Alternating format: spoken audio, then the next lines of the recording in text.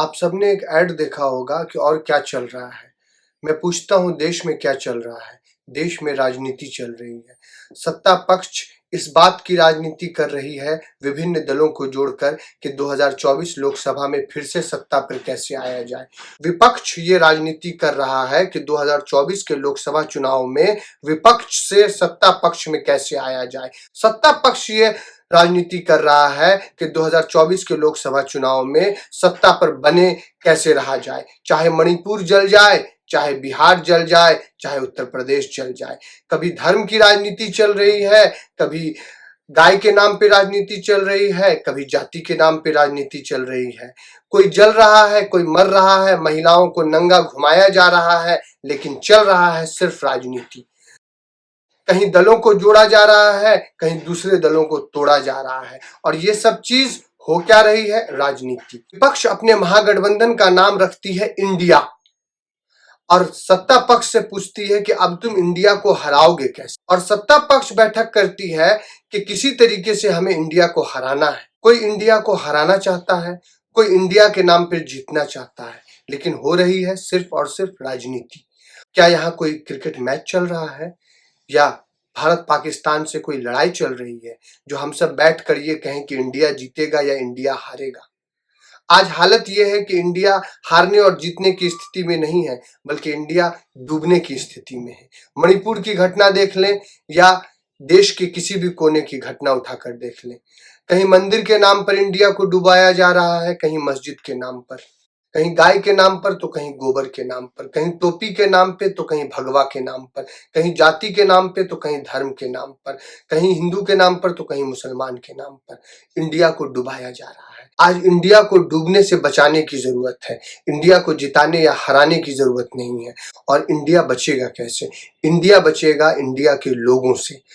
हमारे संविधान की प्रस्तावना का पहला अक्षर है हम भारत के लोग। हम भारत के नेता नहीं, हम भारत के पॉलिटिकल पार्टी नहीं, हम भारत के नरेंद्र मोदी नहीं, हम भारत के राहुल गांधी नहीं, हम भारत के नेहरू नहीं, हम भारत के गांधी नहीं, हम भारत के अंबेडकर नहीं, हम भारत के लोग।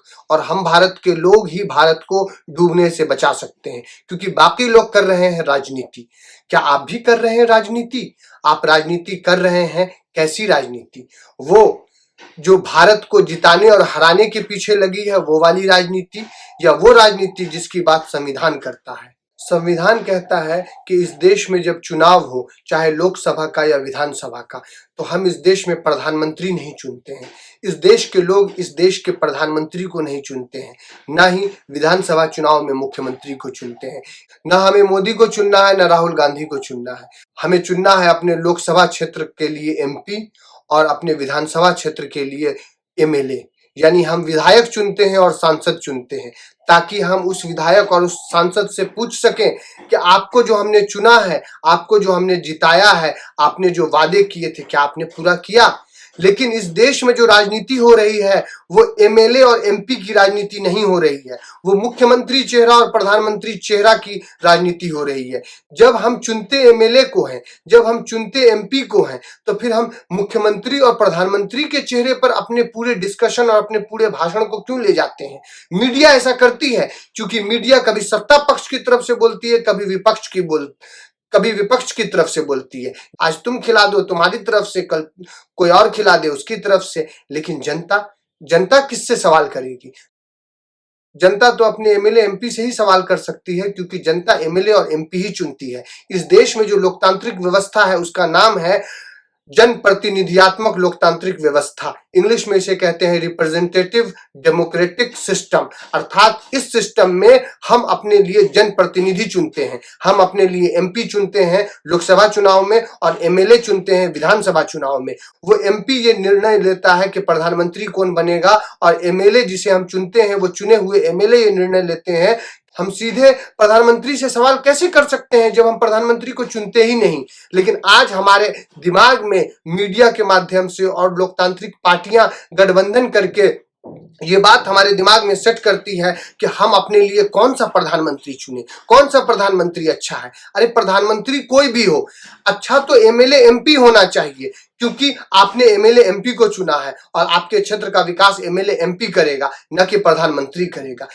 इसलिए साथियों, इस YouTube चैनल जिसका नाम सूझबूझ है, उसमें मैं आपसे ये बात कर रहा हूं कि जनता अपनी सूझबूझ के माध्यम से ये समझे कि हम एमएलए चुनते हैं, एमपी चुनते हैं, हम सीएम और हम पीएम नहीं चुनते हैं।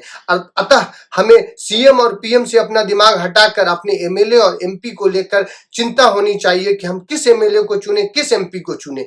और कमाल की बात यह है कि सत्ता पक्ष अपनी मीटिंग कर रही है, विपक्ष अपनी मीटिंग कर रही है, लेकिन जनता मीटिंग नहीं कर रही है, क्योंकि जनता को बरगला दिया जाता है व्हाट्सएप के ज्ञान से, जनता को बरगला दिया जाता है प्राइम टाइम के फालतू के बहस से, जनता को बरगला दिया जाता है देश के विभिन्न अनावश्यक मसलों से, और जनता को बरगला दिया जाता है गाय गोबर, हिंदू मुसलमान, मंदिर मस्जिद और शमशान घाट से, कब्रिस्तान से। इसीलिए 2024 का जो अगला चुनाव आने वाला है, उसमें हम सोचे कि हम किस एमएलए को चुने, हम किस एमपी को चुने।